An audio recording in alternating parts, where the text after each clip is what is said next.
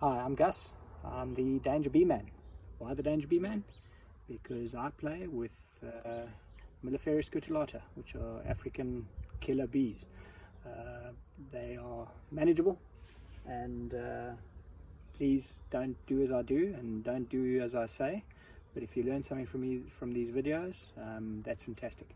And so here's one of my hives. Currently got 9, and yeah, pretty healthy, doing okay, and having fun. Been in beekeeping 1 year, and started with 1.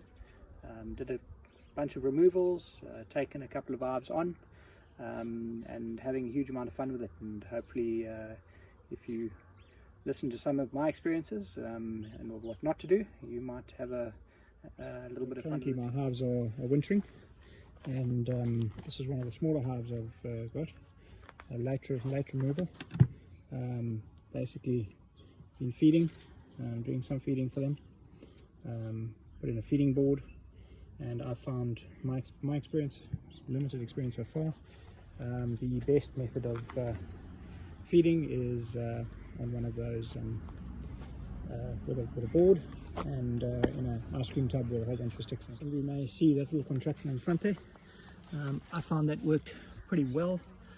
I had one hive when I was experimenting with feeding and trying to work out what worked. Tried entrance feeders, tried drip jars inside in a hole. I tried a whole bunch of stuff, and anyway, I had some robbing going on, and as a result I came up with this little robbing contraption after having looked at a couple of options, and knocked it together with some staples and some wood and some screening, plastic screening. And what I found is that I left a tiny little hole on that side, which is easily defendable, and what I've left open is the top. And yeah, it appears it stopped a robbing on another hive. I slapped the screen on, and during a fairly intense robbing session, and yeah, the bees calmed down, sorted themselves out.